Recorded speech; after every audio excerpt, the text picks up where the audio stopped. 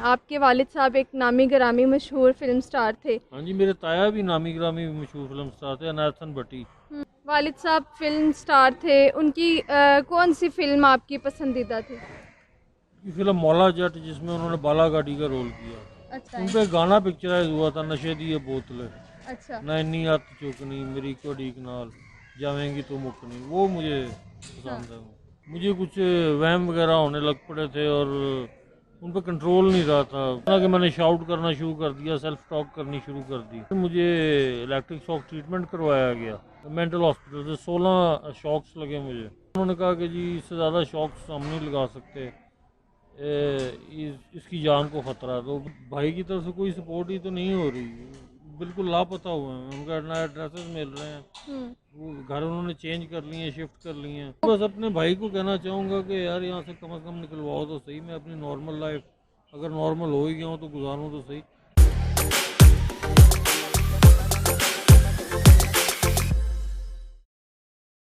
Pakistani film industry के घराने से ताल्लुक़, हेले कॉलेज से पढ़ाई, शोहरत और नाम मुकाम हर चीज़। लेकिन आज अली कैफ़ी फाउंटेन हाउस में ऐसे हाल में मौजूद हैं। इनसे बात करते हैं और जानते हैं कि आज अली अपनी ज़िंदगी कैसे गुजार रहे हैं। अली अस्सलाम वालेकुम, क्या हाल है आपका? ठीक ठाक। अली थोड़ा सा आ गया। ठीक ठाक भाजी। अच्छा अली, मुझे ये बताएं कि कब आपको पता चला कि आपको दिमागी मर्ज हो गया? भाजी मुझे बीकॉम में ही पता चल गया था, 4th ईयर में। अच्छा। पार्ट 2 में मुझे कुछ वहम वगैरह होने लग पड़े थे और उन पर कंट्रोल नहीं रहा था, वो मुसलसल होते रहते थे। मुझे तब अंदाज़ा हो गया था मुझे कोई दिमागी मर्ज हो गया। अच्छा, लेकिन फिर उसके बाद फिर क्या किया आपने? मैंने उसके बाद ये नमाज़ों इबादत रियाजत का सहारा लिया, तो मुझे सुकून मिलता था, वहम नहीं होते थे। लेकिन कुछ अरसे बाद वो बहुत शदीद फिर से होना शुरू हो गए, इतना कि मैंने शाउट करना शुरू कर दिया, सेल्फ टॉक करनी शुरू कर दी। फिर मुझे इलेक्ट्रिक शॉक ट्रीटमेंट करवाया गया mental electric hospital. Shock treatment आपको किसने करवाया? अबू ने। अच्छा। मेंटल हॉस्पिटल से 16 शॉक्स लगे मुझे। उसके बाद उन्होंने कहा कि जी इससे ज़्यादा शॉक्स हम नहीं लगा सकते,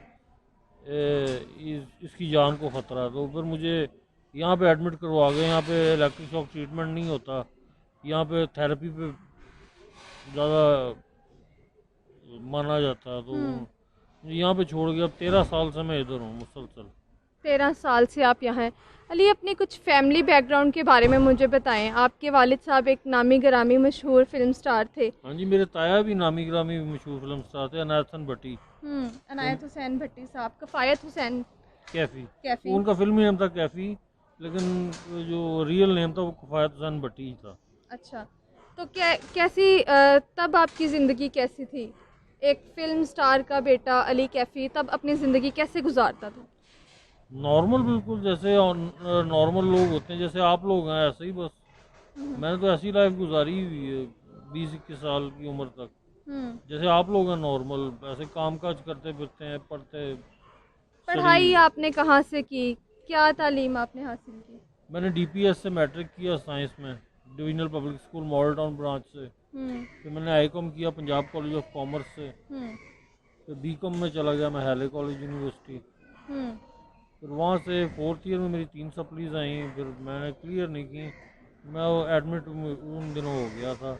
उसके बाद मुझे मौका ही नहीं मिला। 13 साल से तो यहाँ पे हूँ, मैं क्लियर ही नहीं कर सका हूँ। वालिद साहब फिल्म स्टार थे, उनकी कौन सी फिल्म आपकी पसंदीदा थी? फिल्म मौला जट, जिसमें उन्होंने बालाघाटी का रोल किया। अच्छा, वो आपको पसंद था? हाँ जी। कोई उस फिल्म का डायलॉग आपको याद हो वो बताएं। उन पे गाना पिक्चराइज हुआ था, नशे दी ये बोतलें, अच्छा। ना इन्नी हथ चुकनी मेरी को डीक नाल, जावेंगी तो मुकनी, वो मुझे पसंद है। वो आपको पसंद था? हाँ जी, वो बड़ा फेमस हुआ था, उससे उनको बड़ी शोहरत हासिल हुई थी, इसलिए था भी बड़ा सुपर हिट सॉन्ग, मुझे इसलिए पसंद था। अच्छा अली, ये बताएं कि आप कितने बहन भाई हैं? अम्बा जी 2 भाई 1 बहन सगे, और 2 भाई सौतेले भी, कुल मिला के 5 बहन भाई। तो आपकी वालदा? वालदा यूएस से रहती हैं मामू के पास। अच्छा। तो खुद 70-72 साल की हो गई हैं, उनसे तो सही चला भी नहीं जाता। इसलिए मामू उनकी देखभाल करते हैं। यहाँ पे कोई देखभाल करने वाला नहीं था, उनको साथ ले गए। अच्छा अली, ये बताएं कि आपने एक शोहरत वाली ज़िंदगी भी बसर की और आज आपको फाउंटेन हाउस में रहते हुए 13 साल, नाज़रीन एक बड़ा अरसा होता है, 13 साल आपने गुजारे, तो अब आपका दिल नहीं करता कि आप वापस घर चले जाएं, या बहन भाई की तरफ से आपको सपोर्ट नहीं है कि वो आपको यहाँ से ले जाएंगे? नहीं भाजी, भाई की तरफ से कोई सपोर्ट ही तो नहीं हो रही, बिल्कुल लापता हुए हैं। उनका ना एड्रेसेस मिल रहे हैं, वो घर उन्होंने चेंज कर लिए हैं, शिफ्ट कर लिए हैं, मुझे एडमिट करवा के, तो ना एड्रेसेस घर का पता बदल दिया, बदल लिया, फ़ोन नंबर भी नहीं मिलता। फ़ोन नंबर भी नहीं मिलता। तो अब फिर आपकी क्या कोई आस उम्मीद, कोई आपका रिश्तेदार जो आपको यहाँ से ले जाए? आस उम्मीद, मैं इतने अरसे में अपने दोस्तों से भी नहीं मिला जो कॉलेज फेलोज थे या स्कूल फेलोज थे। मैंने उनसे रब्ता ही नहीं किया, वो तो पता नहीं कहाँ के कहाँ पहुँच गए होंगे और पता नहीं कहाँ कहाँ होंगे। मैं तो अब ये सोचता हूँ मुझे बाहर जाने दिया जाए तो मैं उनसे कांटेक्ट करके कोई जॉब वगैरह का अरेंज करूँ, कोई रिहाइश का इंतज़ाम करूँ, कोई अपना सर्कल चलाऊँ। लेकिन जो है मुझे ऐसा मौका मिल ही नहीं रहा। बहन भाई आपके क्या करते हैं? भाई मेरा एग्जीबिशंस करता है, कंसर्ट्स वगैरह करता है, ऑर्गेनाइज़र है।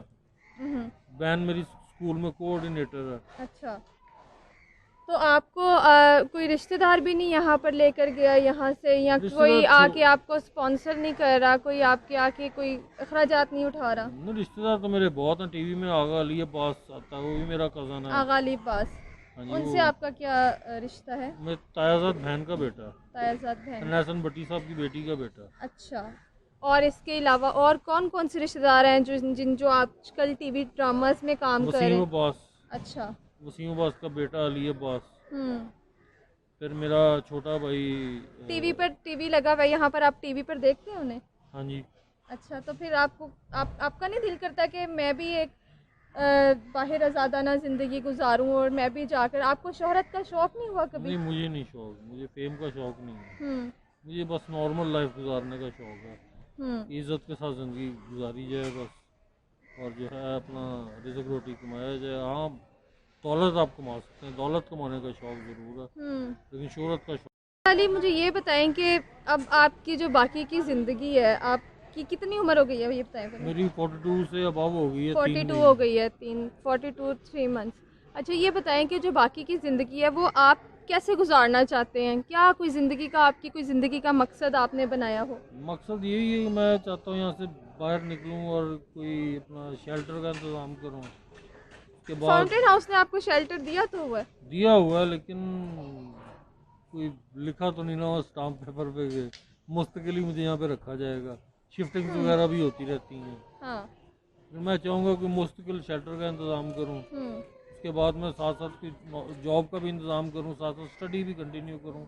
ICOM के बाद भी CA हो जाता है। क्या जॉब, क्या नौकरी करने को दिल करता है आपको? नौकरी कोई भी हो, रीज़नेबल, बस छोटी मोटी मिल जाए, इतनी कि मैं अपनी, अकेला ही तो मैं हूँ, मेरी शादी तो हुई कोई नहीं, मैंने सिर्फ अपना ही, शादी नहीं हुई?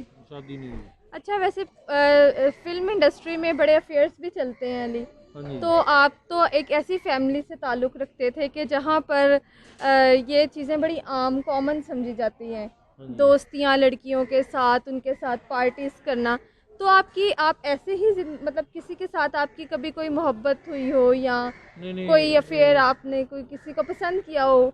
मेरी वालदा की तरबियत बहुत सख्त थी। अच्छा, तो उन्होंने मैट्रिक तक हमें घर के गेट से बाहर, ये आप हमें नहीं बता रही हैं वैसे ही? नहीं, मैं सच बता रहा हूँ। अच्छा। तो स्कूल भी खुद छोड़ने जाती थी कार पे, स्कूल से लेने भी खुद आती थी कार पे, और हमें गेट पे उन्होंने चौकीदार बिठाए होते थे कि गेट के करीब भी इन्हें आना नहीं देना। मैट्रिक तक जो है हम गेट से बाहर नहीं निकले, तीनों बहन भाई। और जो उसके बाद एकदम कॉलेज में गए तो मेरे भाई ने ज़िद की कि मैं अब कॉलेज में चला गया हूँ तो मुझे जो है वो खुद आने जाने दिया। फिर उसको इजाज़त मिली, उसकी वजह से मुझे वैसी इजाज़त मिल गई, मुझे कहना भी नहीं पड़ा। फिर तो कॉलेज में जाके हमें तो इजाज़त मिली, वरना हमें तो पता ही कोई नहीं था दुनिया का, हम तो गेट से बाहर ही नहीं कभी निकले थे।